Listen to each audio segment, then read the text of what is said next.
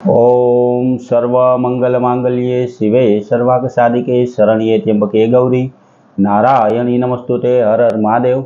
बधा पारिवारिक मित्रों तमारा बधानुं अमारी आशीर्वाद ज्योतिष चेनल में हार्दिक स्वागत है। हमेशा माटे धार्मिक और आध्यात्मिक माहिती अमे आपनी पासे रजू करता होय, जेमां दरेक देवी देवताओं विशेनुं महत्व, दरेक पूजा पाठ और जप तप विशेनुं महत्व होय। तो मित्रों आवी नवी धार्मिक माहिती हमेशा आपनी पासे रजू करीए। तो आ माहिती मेळववा माटे अमारी चेनल ने सब्सक्राइब करजो। तमारा सब्सक्राइब करवाथी हमेशा धार्मिक माहितीनी हारोहार हमेशानुं पंचांग पण आपना मोबाइल में आवी जाय, जेथी आजनी तिथि वार अने राशिनुं महत्व पण तमने समजाई जाय।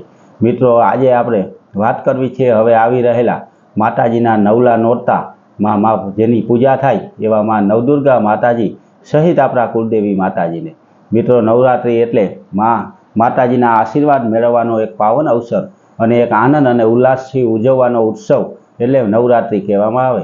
नवरात्रि दरमियान जो मां नवदुर्गा माताजीना पूजा पाठ अने जप करवामां आवे, कुलदेवी माताजीना पूजा पाठ अने जप करवामां आवे तो माताजीना आशीर्वाद आपणने प्राप्त थाय, आपणा घर परिवारमां सुख शांति अने समृद्धिनी प्राप्ति थाय। मित्रों नवदुर्गा माताजी के जे नवरात्रि दरमियान 9 दिवस अलग अलग स्वरूप में बिराजमान होय, जेना नामनो जप करवाथी, जेना अखंड दीवा राखवाथी अने जेनुं स्थापन करवाथी तेना आशीर्वाद आपणा घर परिवार उपर आवी जाय एवा माताजी एटले नवदुर्गा माताजी। दरेक परिवारनी अंदर नवरात्रिमां पहेला नोरते माताजीना गरबानुं अने माताजीनुं स्थापन थतुं होय, त्यां अखंड दीवा रहेता होय तो कोई घरनी अंदर सवार साँज दीवो माताजीना नामनो थतो होय।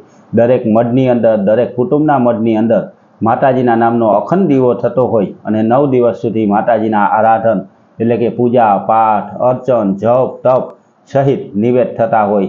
दरेक परिवार ने आम तो मित्रों आठमना दिवसे कुलदेवी माताजीना समूह में निवेद अथवा तो यज्ञ थता होय तेमां पण दरेक व्यक्तिए जवुं जोईए अने माताजीना आशीर्वाद प्राप्त करवा जोईए।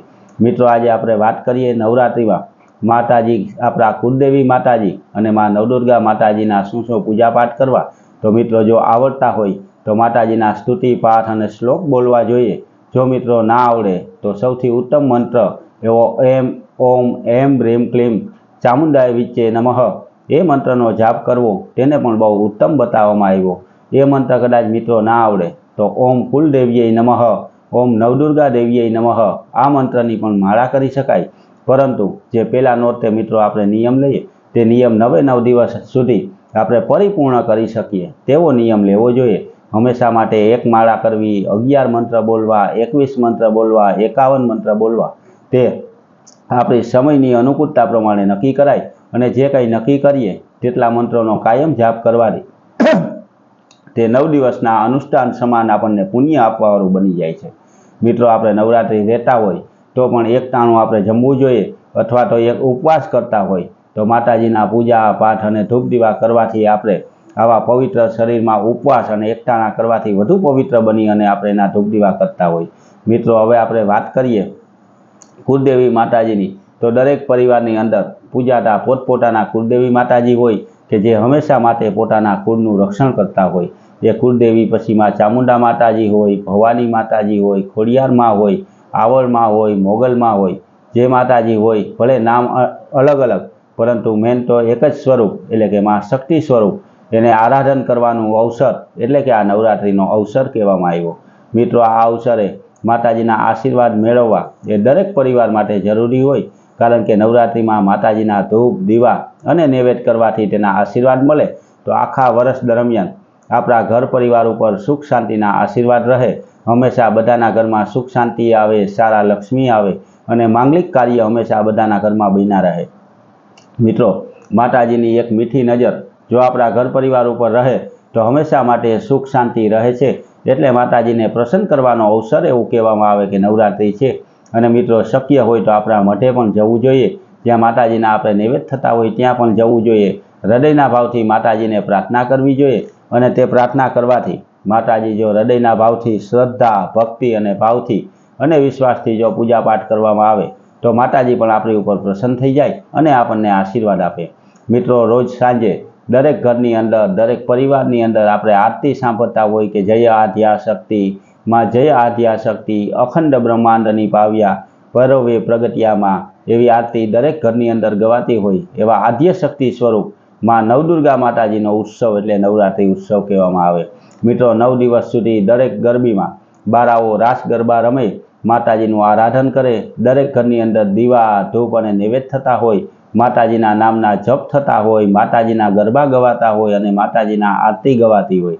આવા વાતાવરણની અંદર મિત્રો આપણને પણ એક અદ્ભુત શક્તિનો આપણને અહેસાસ થતો હોય, કારણ કે ત્યારે એવું લાગે કે આપણા ઘર પરિવારમાં આપણા મંદિરની અંદર માતાજી પણ સાક્ષાત આપણા ગરબાને સાંભળવા માટે આવ્યા હોય તેવી આપણે વાતાવરણ થઈ જાય। એનું કારણ હોય મિત્રો કે આપણી જે કંઈ વિશ્વાસ હોય, જે કંઈ ભક્તિ હોય અને જે કંઈ શ્રદ્ધા હોય તેના ઉપર તે આધાર રાખતો હોય। મિત્રો ઘણા ભક્તો હાલીને પોતાના કુલદેવીના મંદિરે જતા હોય તો કોઈ મઢે જતા હોય તેવી માનતા પણ નવરાત્રિ દરમિયાન રાખતા હોય। એટલે મિત્રો નવરાત્રિમાં જેટલું પણ શક્ય હોય તેટલું ભલે શરીરને કષ્ટ પડે પરંતુ માતાજીના પૂજા પાઠ જપ અને તપ કરવા જ જોઈએ।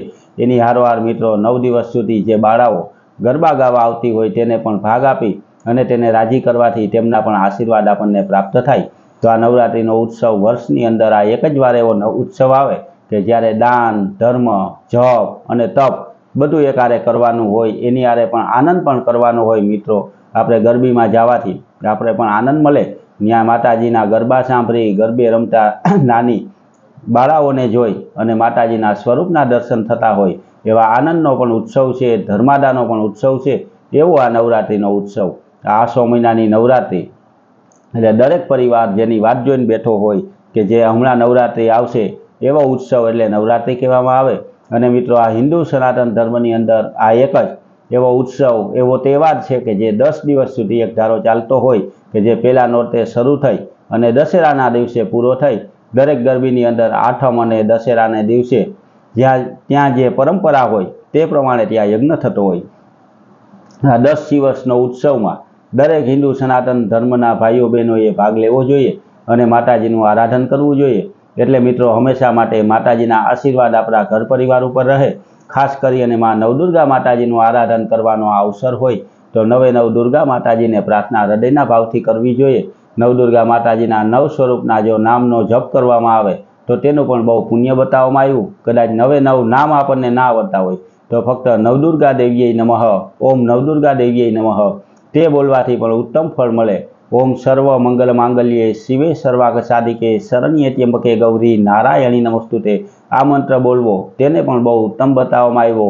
અથવા તો યા દેવી સર્વભૂતેષુ માં કુલદેવી રૂપેણ સંસ્થિતા નમસ્તસ્યે નમસ્તસ્યે નમસ્તસ્યે નમો નમઃ। યા દેવી સર્વભૂતેષુ માં નવદુર્ગા રૂપેણ સંસ્થિતા નમસ્તસ્યે નમસ્તસ્યે નમસ્તસ્યે નમો નમઃ। આવા મંત્રના જાપ કરવાથી માતાજી પ્રસન્ન થઈ અને આપણને વરદાન આપે, આશીર્વાદ આપે અને આખા વર્ષ સુધી આપણા ઘરમાં સુખ શાંતિ અને સમૃદ્ધિની પ્રાપ્તિ થાય તેવા આપણને આશીર્વાદ આપે। તો મિત્રો આ નવરાત્રિનો ઉત્સવ તે વર્ષમાં એક જ વાર આવતો ઉત્સવ હોય તો આમાં કોઈ પણ પ્રકારની ભૂલ રાખ્યા વગર માં કુલદેવી માતાજી સહિત નવદુર્ગા માતાજીને પ્રસન્ન કરવા જોઈએ, તેમના આશીર્વાદ મેળવવા જોઈએ અને આપણા સહિત આપણા ઘર પરિવાર બધાએ માતાજીનું અર્ચન પૂજન કરવું જોઈએ। અને નવરાત્રિ દરમિયાન થઈ શકે તો મિત્રો ગોયણી એટલે કે નાની બાળાઓનો જમણવાર પણ કરવો જોઈએ કે જેનાથી આપણા પણ એક ભાગ ધર્માદાનો નીકળી જાય અને માતાજી આપણી ઉપર પ્રસન્ન થાય। મિત્રો આવીને આવી હંમેશા માટે ધાર્મિક માહિતી અમે આપની પાસે રજૂ કરીએ, જે રજૂ કરવાથી મિત્રો તે આપણને પણ હિન્દુ સનાતન ધર્મના પ્રચારમાં તમે પણ સહભાગી થવા માટે અમારી ચેનલને સબસ્ક્રાઈબ કરજો।